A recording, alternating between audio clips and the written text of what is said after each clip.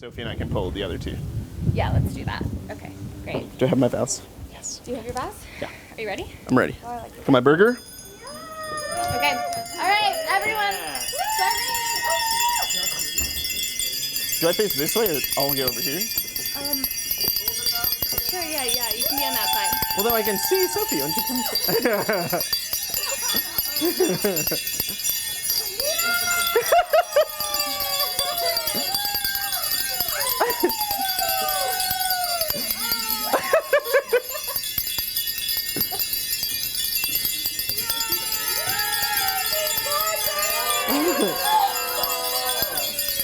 Don't cry.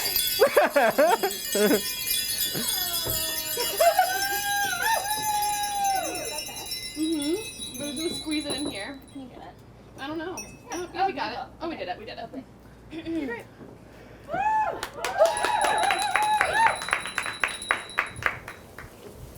Dear friends and Matt, we are gathered here today to celebrate the immense love that Sophie and DJ have for each other.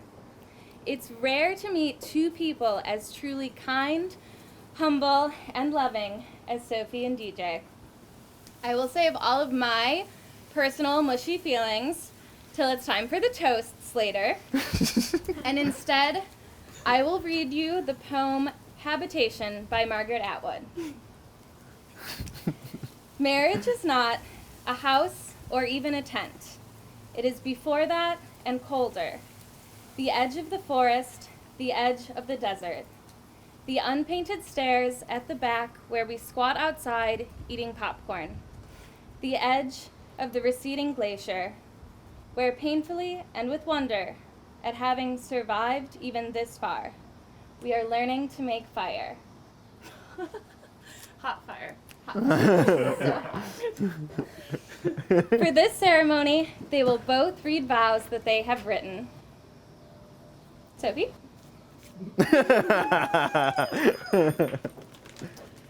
All right. After we had our first real conversation at Collective, when you'd just gotten off your shift, I distinctly remember having this very strange thought. I'm not going to cry this early, okay. Damn, I'm so jealous of whoever gets to marry that guy. Strange because I'd never literally thought that about anyone before, with a few celebrities excluded. You don't believe me when I tell you this, but it really is true. From that simple little conversation where you told me about your family and your love of sailing and how you wanted to open a cafe one day and all these just very normal things we all know about you, you struck me because I was caught off guard by your ambition and your excitement for life and learning new things and your passion for everything. I hadn't met anyone like that before, especially not any men. It just felt like wherever you were going in life, it was going to be really good. And there was a momentary plot of trying to break up you and your at-the-time girlfriend, but then I moved out of town, and then for the next 2 years, you were just the guy in the back of my mind who I knew would make someone else really happy one day. And then I saw you at Faculty Lounge, and we got lunch, and I immediately got freaked out that I liked you too much, and I tried to leave town, and then we got drinks, and you asked if I was flirting with you, and I confirmed that I was. And there was 2 years of long distance and multiple U-Haul rentals, and then now we're in Chicago, and we're surrounded by all these people that we love, and you're marrying me. And I'm the person I was jealous of 5 years ago. I've thought about the person who I would marry since I was 6. I've written many dear future husband letters in my childhood journals, but I was too scared to ask my mom to read through my old diaries when I was writing this. But I do remember my middle school list of what I wanted in my future husband. Oh my God. Great sense of humor, loves Jesus, obvi. Tall, non-smoker, wants at least 5 kids, and has really rough hands. I think I wanted to marry Jesus or Ty Pennington. All to say, baby me had a lot of thoughts about who you would be, but there was a lot of things I left out, things that until meeting you I didn't know I would want or even be able to find in another person. I'll attempt to list a few. Jeez. But warning, it gets very cheesy from here on out. It's already been cheesy, but it gets even worse.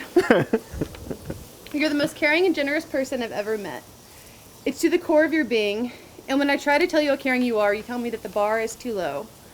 And sure it is, but also you You shrug. Shut up. But also you put all your energy into showing the people in your life that you love them. And it makes me feel like a selfish asshole all the time, but the luckiest selfish asshole in the world. I've never laughed harder or enjoyed life more than I have the past 3.5 years.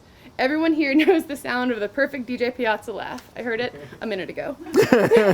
It's contagious to everyone around you, and life is so much more fun with you in it. 3, I thought I was a decently patient-ish person until I met you. But oh, how I was wrong. You have put up with a lot with me, between my forgetfulness and my anxious outbursts and my need for constant affirmation, and my emotional turmoil as we planned and canceled 45 weddings. You listen, you run errands for things I've forgotten, and you put up with me. And you assure me that it's nothing. It's not nothing. And last, you remind me of how much you love me constantly. I used to get annoyed with how you say I love you at the end of every phone conversation. Because yes, I know you love me. You just told me 2 hours ago when I left the house and 30 minutes ago when I called you because I forgot something. But you're reminding me of how much you love me with every call, and everything you do is just who you are. You've never let me doubt for 1 second in these 3.5 years how completely you love me. How completely you love me. I have no idea how I got to be the person, the girl who gets to marry and bask in all your love and patience and high-pitched laughter and nonstop acts of kindness and endless natty wine. But I am, and I'm so happy that I am. I can't believe I get to marry you. I love you, DJ Piazza. Oh, the bells. Nice. Do I read mine then? You now read yours. Pass.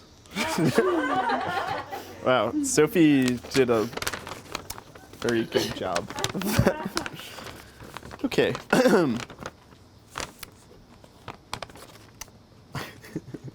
It's pretty weird to think about how 6 years ago you were micromanaging my slideshows while I was on vacation in New York. I was so stressed about making sure that the fonts, colors, photos, etc., were all placed in the exact requested spot. You still changed a lot of what I ended up adding, but it was nice to have someone accompanying me on the phone in that coffee shop while I was in a city for 3 days. What a diehard volunteer I was. Anyway, you finally became hot after a couple years, and that transformation just happened to coincide with both of us being single. And I guess we also have chemistry or whatever. It's a joke. Now he gets to look like the asshole, or else I was gonna look sappy if he went first. Yeah. You said it was supposed to be funny. We did rock, paper, scissors for who got to go first. Okay, I became romantically interested in you about 5 minutes into our first date, when we ate those oversalted, shitty squash blossom quesadillas in an empty restaurant. That night I obviously had to get clarification as to whether or not you were flirting with me, and you somehow were. Kind of confusing since you seemed pretty nice and genuine and not evil and, you know, the list of other stuff. To normal people. We've presumably grown as people since then, and I think at least a little bit of that growth can be attributed to the fact that we're with each other.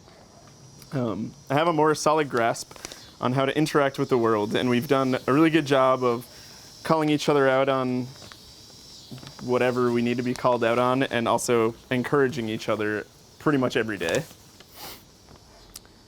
It's nice that we get to live in the same city as one another now, and that the city is Chicago, which happens to be where we've both figured some stuff out professionally and made at least like 1 or 2 good friends.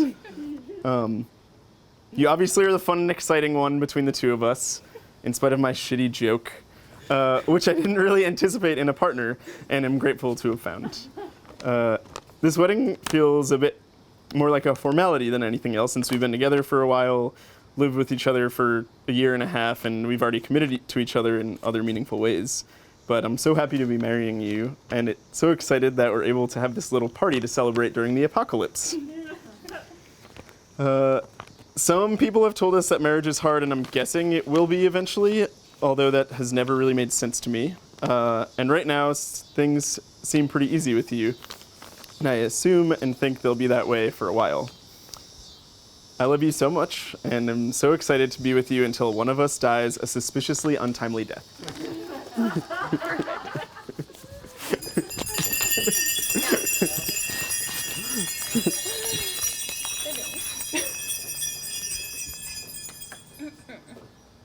really thought it would get more laughs. You just look at it. Yeah. With this ring, With this ring, wait, is it this hand? Yes. With this ring, I thee wed. I do wed. And you're great. Yes. Okay. With this ring, With this ring, I thee wed. I thee wed, Sophie. Sophie. I now pronounce you 1/3 married. You may kiss each other. Okay, wait.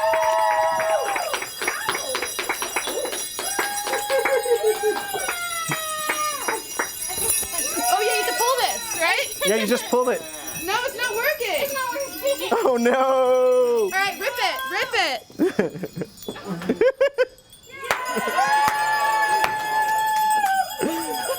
Did you say flawless? All right. Oh wait, no, not yet. Not yet. No, Oh. no, we didn't do it yet. Now we do it. No. All right, it's going towards you guys. Careful. All right, here she comes. You say give it a shake. Is it gonna actually explode or no? Enough. We won't pour it into our mouths. It's not COVID friendly. Do people do that? I don't know. Seems like they would. If you win the All right, now we get to have a party. Party life.